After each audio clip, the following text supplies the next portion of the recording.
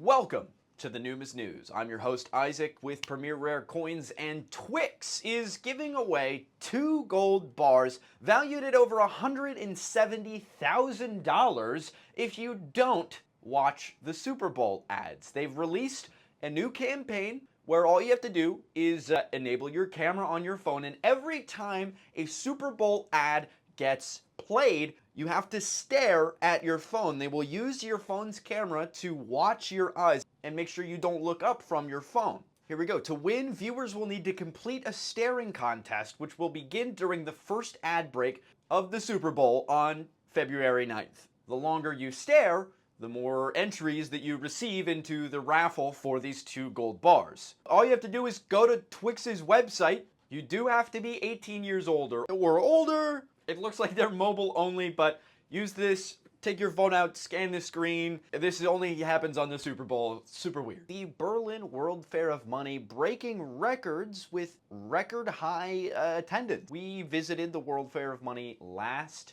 week. It went from January 30th to February 1st, and they had over 13,000 visitors, 300 different exhibitors from 50 different nations. If you're unfamiliar with the World Money Fair, this is really where all of the major world mints come together and release their brand new coins for 2025. We got first-hand looks at a lot of these brand new releases, and so I thought I would go through just a handful of the most notable coins that were released at the World Money Fair. Starting with here, the Perth Mint came out with a special Kookaburra 1-ounce silver coin. This was specifically made for the Berlin World Fair of Money, and they only made 2,500. It looks like they are sold out, but actually released at a price at around $185, which is not too bad for a limited release official mint issue silver coin. It'll have that silver value to it, but it also is a commemorative low mintage item that was only released at this show. So the design has this cool Kookaburra on it with a Kookaburra security feature, it looks like. It's gonna have the King Charles reverse as usual for the Perth Mint, and it came in a special World Money Fair packaging. The Canadian Mint also pulled out all of their stops with a 10-kilo silver coin. This is the largest silver maple leaf that has ever been released from the Canadian Mint, and it rivals their largest coin, which was a gold 100-kilo coin, which they called the Big Maple Leaf. It weighed in at 100 kilograms, which is 220 pounds of gold. It broke a Guinness World Record in 2007, but it also had 5 nines purity gold. So this was the highest quality gold coin and the largest gold coin. But check this out. This is official from the Canadian Mint website. The Big Silver Maple Leaf 10-kilo fine silver coin. There's only a mintage of 300 on this bad boy, and if you got to see it in person like I did, you will know this is an absurd coin. This is 22 pounds of silver. Mint release price was $17,484 USD. These are totally sold out. I think we did actually end up getting one of these. We talked to the guys at the Canadian Mint booth at the World Fair of Money, and I'm going to use it as a doorstop. Check that out. That's to scale with human hands. That's perfect for a doorstop. That's perfect. The door's not going to budge. The Swiss Mint also had a pretty important coin release. The coin has not come out yet, but they're celebrating the 100-year anniversary of the 100 franc Goldvreneli.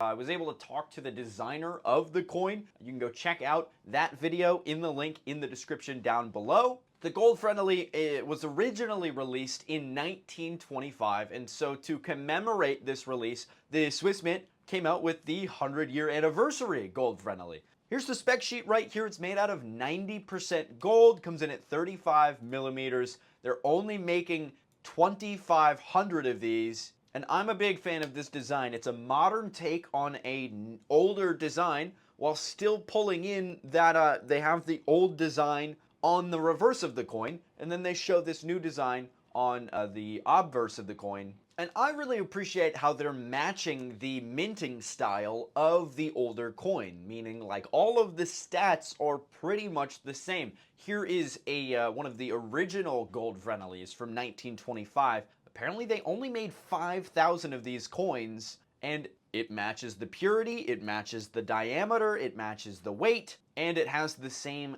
edge lettering.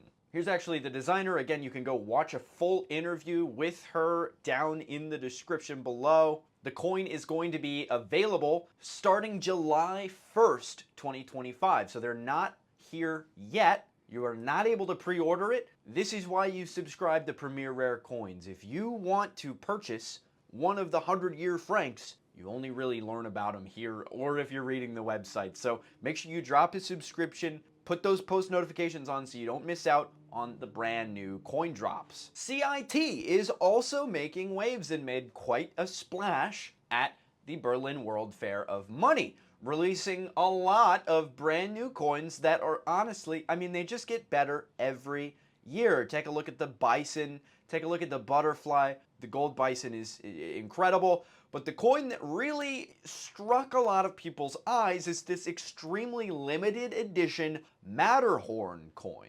This signifies the first 2-kilo coin CIT has ever done, and they have an extremely limited mintage. 50 coins will be made. And honestly, I would be very surprised if there are any left available for purchase. The Matterhorn was first scaled in 1865 with a group of 7 mountaineers. Here's them on the reverse. Only 3 of them returned from the journey, so that's kind of scary. Traversing a mountain is a very dangerous thing, but it's very important to Swiss culture, hence why CIT is teaming up with the Swiss Mint to make this in francs. Now, you can only really get CIT coins from official CIT dealers. I do happen to be one of those official CIT dealers. If you are interested in pre-ordering some of the new CIT stuff from 2025, there's a link in the description. Shoot me a DM on Instagram.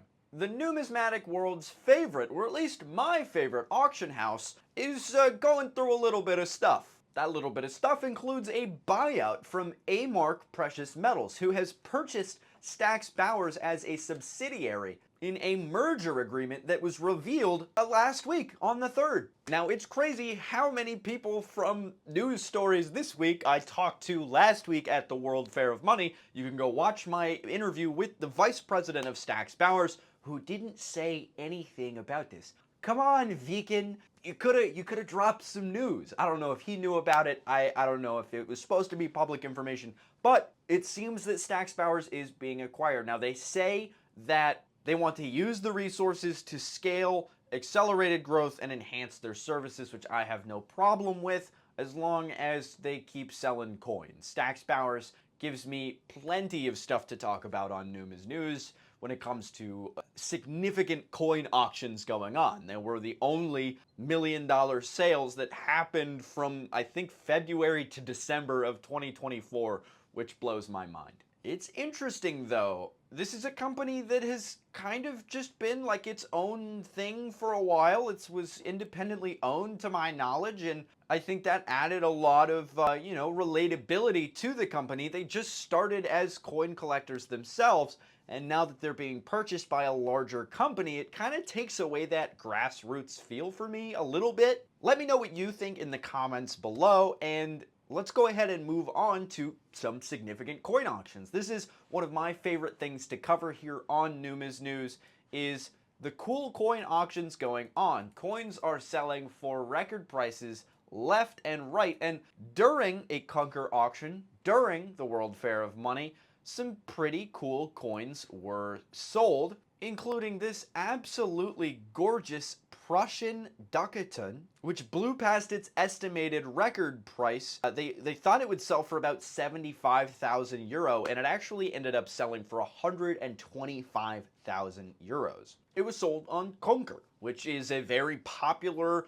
auction house for world coins, and they do a lot of metals. I mean, metals were very important to everyday life in these eras. This is how you would spread a message. You would take the coin around and take it, into the city, or it would be, you know, showcased in a temple or something. People would go and look at it, appreciate it. And that's really exemplified by this coin here, which has a very interesting backstory to it. Now, this also broke its estimated price of 75,000 euro, coming in at 85,000 euro. I'll put the translation from euro to USD up on screen. And this coin is interesting because it depicts a religious scene.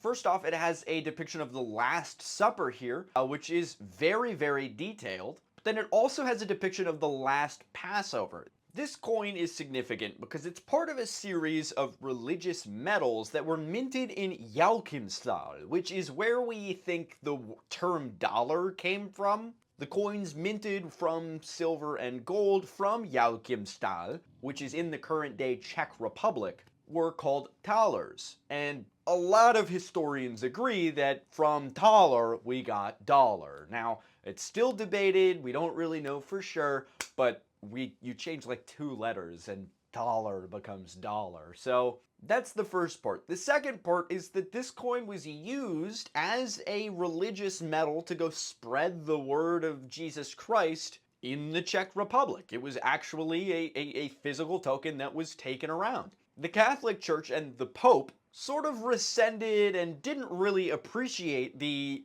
kind of Christianity that people in the Czech Republic were practicing. Most of Bohemia no longer considered themselves Catholic. They took part in a different type of Christianity where they took part in both of the sides of communion. So there's the body and then there's the blood, and they did both. Catholic Church isn't really down with that. And this guy Johannes Matthias, who was actually ordained by Martin Luther back in 1542, commissioned a bunch of religious-themed coins to help spread his message across the Czech Republic. Now, I'm just kind of summarizing this article from the KÜNKER website. You're more than welcome to go read the article. I'm dropping it in the link in the description below, but this specific gold coin I think is just one of the more notable. Everybody knows what the Last Supper is. Everybody's sort of familiar with the Passover, and it's really, really interesting to see this still in pretty solid condition.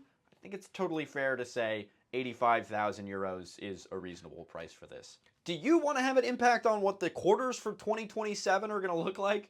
We already know we're getting a special design for the 2026 quarters, nickels, and dimes for the semi-cinquentennial, which, if I said the right word, is the 250th anniversary of the United States. But for 2027, it's sort of still up in the air. We don't really know. So the United States Mint has officially released a survey that has a list of 58 youth sports that you can vote on whether they impact you in a positive way or a negative way. It's like a school survey. Basically, here's a list of a whole bunch of different sports. You get to vote on whether they are appealing or not very appealing, and then that data is going to be used to determine what the new design for the 2027 quarters is going to be. So go do your part, I suppose. Go vote on what the 2027 quarters designs will be. Go do it. Go do it. The link is in the description. Go do it. And it wouldn't be a numismatic news if I didn't talk about the Precious Metals Index. Check it out, guys.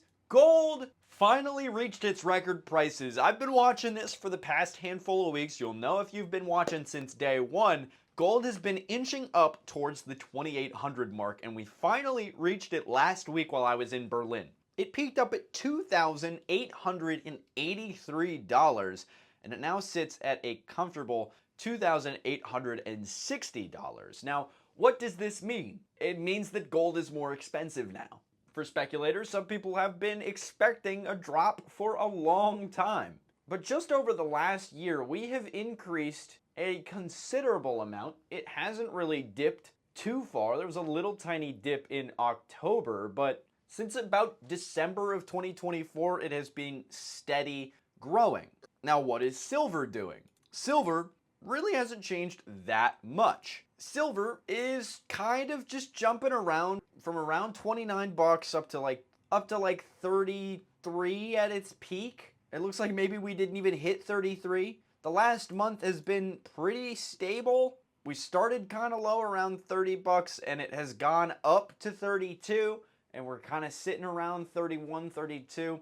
silver has been decently consistent over the past little while. Lowest it has dropped in the last 6 months is down to $28. So silver so far over the last little while seems to be a little bit more stable. There's not a bunch of growth, but there's not a bunch of like losses.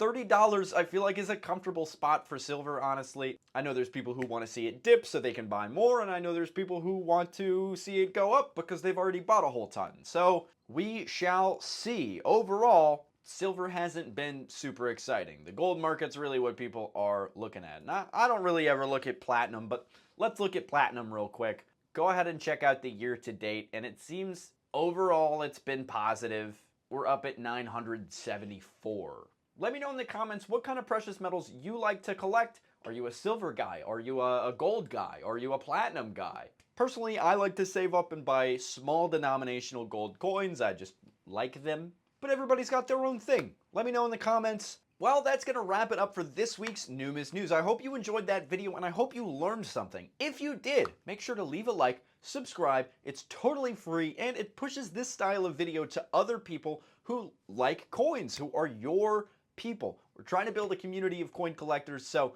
it would really mean a lot if you hit the subscribe button. Do it. Subscribe.